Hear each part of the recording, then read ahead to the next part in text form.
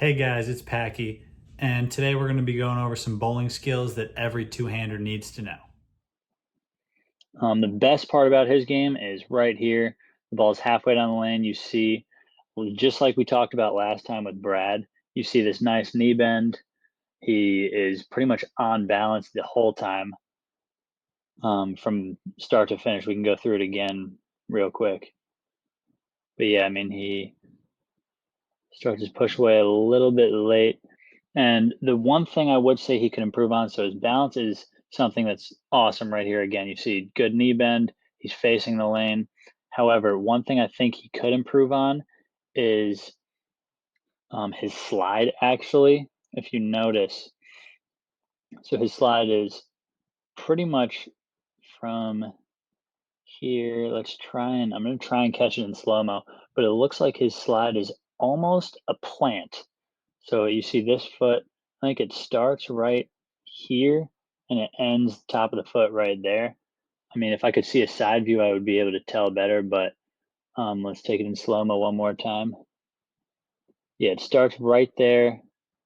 I don't even know if it is a slide or a plant, but one thing I would say for wear and tear on the body would just be I would suggest maybe starting a little further back on the approach. Maybe it's wearing a little better sole on your foot.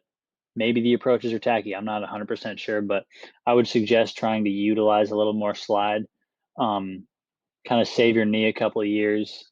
I know a lot of bowlers later in their careers have knee pain and have to have knee surgery. So that's something that I would look at. And it creates a longer flat spot.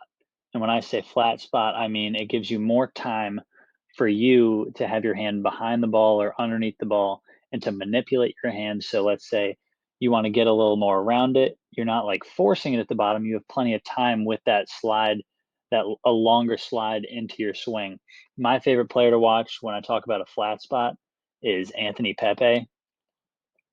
Um, he just he has a super long slide and he has plenty of time to get his hand inside the ball, around the ball, up the back, and really just do whatever he wants. So that is something that I would try and improve if if I was Robert. And the second thing I would try and improve is his follow through. So you see he's got, from backswing, he's got a pretty good game. He swings it up a little high for a two-hander, but nothing I'm too worried about. And then his follow through, like a lot of two-handers, it goes like straight left of his head, which isn't a bad thing. However, he it's almost as if you cut it pretty short because of that. So I would try and again, like I talked about in Brad's video, this is the second part that I would suggest you improve on is, try and extend it towards your target or extend your arm, further out in front of your face instead of kind of cutting it short. So when you cut it short, that leads to some inconsistencies with ball reaction, um, which when they're harder, I see Robert's bowling out here on the tour, and when they're harder, that makes your ball do different things on the lane. So maybe you cut it a little short and your ball just, jerks off the pattern. And then the next time you cut it, you follow through a little more, just a touch more, and it flies through the back of the pattern and never hooks. And that's something that a lot of guys on tour have. They just have this really good touch and this really good follow through where you see them kind of just open their hand up towards their target. So that would be the second thing that I would suggest for Robert. I'm gonna look at it one more time. And I'm not saying that his follow through, you see his hand right here left of his head. I'm not saying your hand needs to go out in this region towards your target, but I'm saying if you could keep it, maybe right in this area in front of your head, or just try and extend further towards the ball. The ball is barely out of your hand and you are, hand straight up in the air to the left of your face. But I mean, with as smooth as you are on the bottom, at the bottom right here, with as smooth as you are, you don't really throw it into the lane. You don't really loft it like a lot of two-handers do. Um, with as smooth as you are, I think this wouldn't be too hard to fix. And then I would say the most important thing that Robert can fix is his spine tilt. you see right here, you kind of cradle it, and you don't just cradle it with his arms, he cradles it with his back. So he goes right here.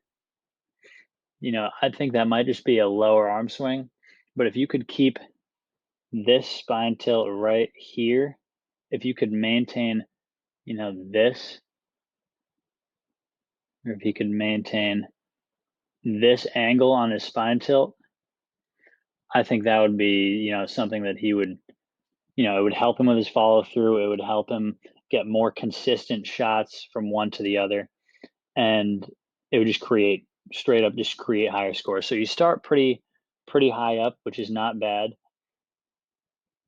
And then as you go, it starts to get lower. And if you could keep it right here, but instead it seems like you dip down to a flatter